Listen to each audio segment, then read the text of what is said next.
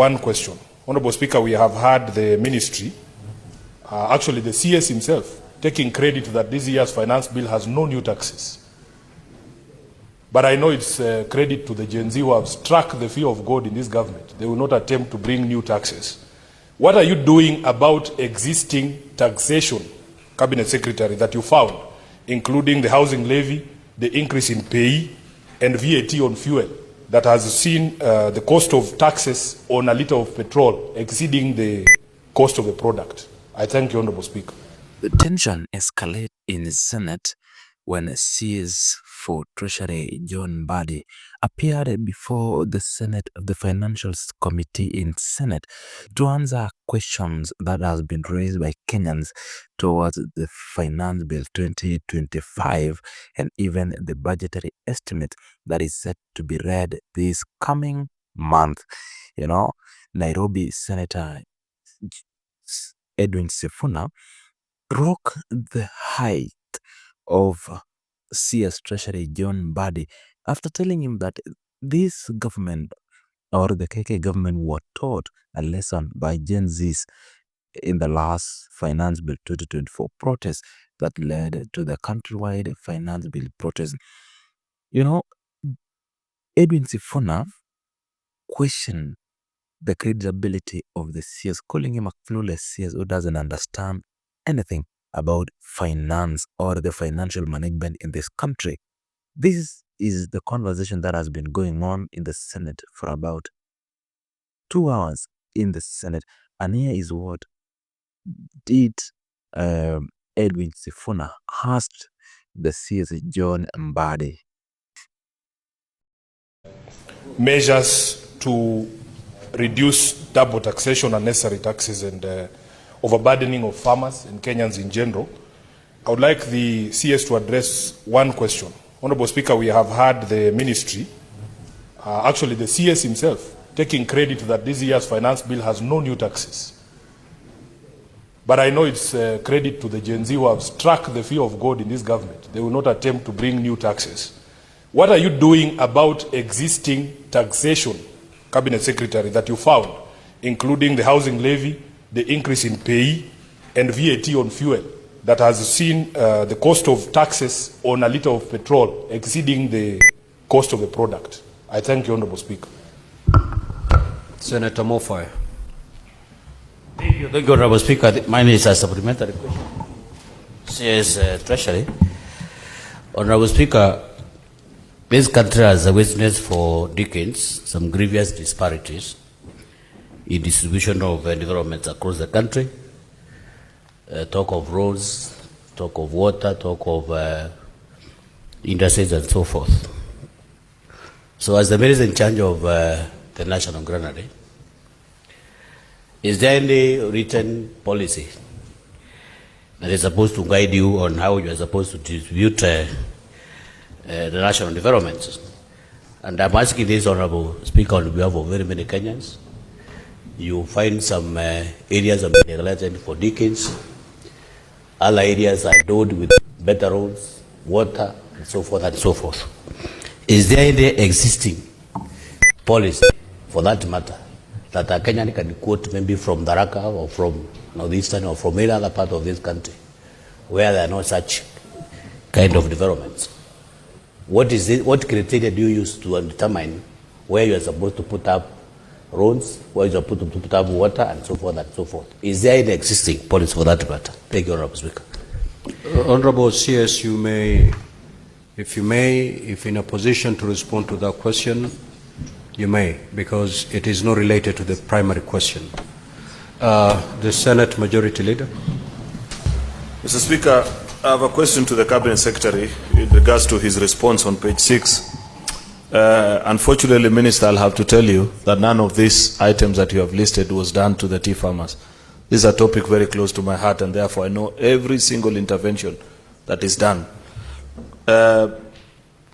In the fiscal year that you're referring to, 2023-2024, you have quoted in your response, Mr. Minister, that there was provision of processing equipments to tea cooperatives. It is now in this financial year that there is an attempt to put 3.5 billion shillings to support aging tea factories. And even that I'm not sure whether the National Assembly Budget Committee will maintain it.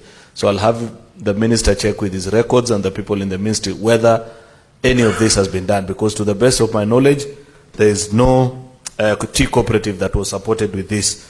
With regards to establishment of this, what is calling tea value addition hub, construction is yet to begin of the common user facility that the government promised tea farmers in the country. And therefore it will be important for the minister to let us know when construction of this common user facility will commence. There was a promise of 1 billion shillings to KTDA through its subsidiary Ketepa that this was going to be set up in Kericho.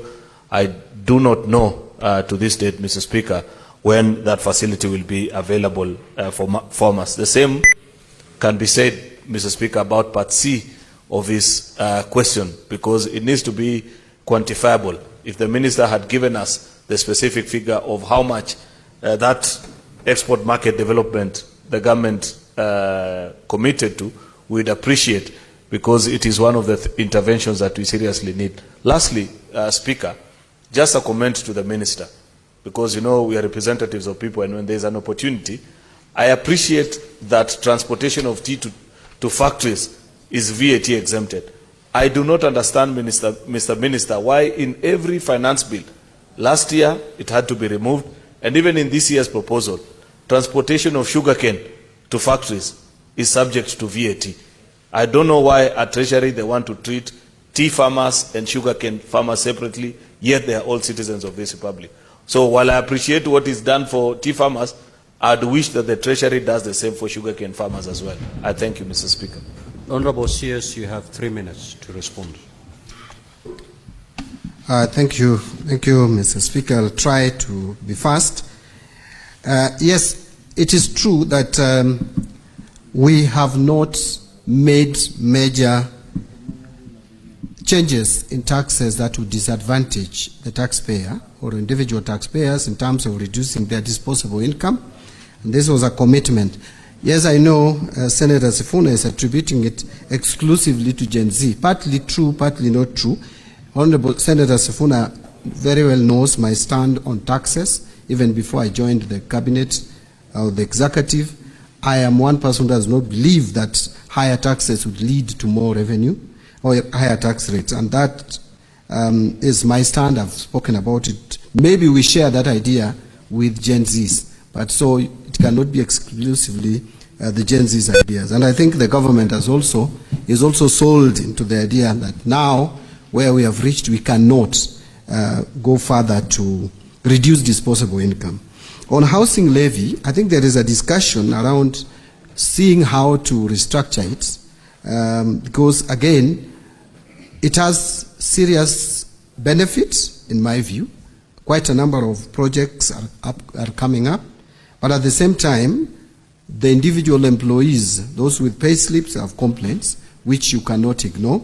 So a lot of restructuring is going on, and I am sure that more pronouncements will come in due course. On the issue of pay, again, also we are looking, actually this financial year, when we were preparing the finance bill, we even did some simulation on how to reduce the pay as you earn. But what stopped us from implementing it with this finance bill, and I think we are going to consider it in the next finance bill, alongside the reduction of corporation tax or corporate tax from 30% to 28%, we considered reducing to 28%, was the failure by KRA to meet its revenue targets. And so we thought that as we carry along with the reforms at the KRA, we should not be doing too many things at the same time. First, let us see what the reforms at KRA in terms of automation and in terms of making it efficient is yielding to us. Then we can now move to the next step of reducing the tax rates to increase disposable income. But it is an idea that I support, Senator Sifuna.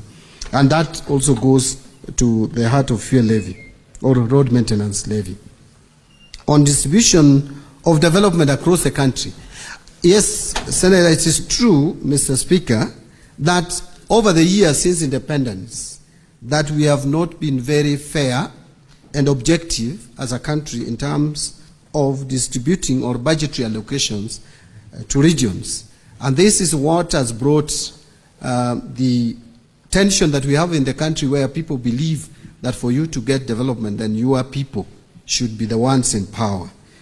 And I think devolution was meant to cure this, but it's still at the same time, still it has not been fully cured. We are trying, and it is not something that you are going to do in a day, to try as much as possible to be equitable in the distribution of resources. And I think the budget that we have produced addresses it to some extent, it has not fixed it, but addresses it. Take, for example, and I've given this example, that since independence, the children in Tana River have been eaten by crocodiles as they crossed River Tana going to school. For bridges, one bridge costing just 100 million, yet you find many of us have tarmac roads up to our homes. It is not fair. So many of us have tarmac roads up to our homes. So many of us have tie-piped water in their houses, even in rural areas. Yet Tana River, those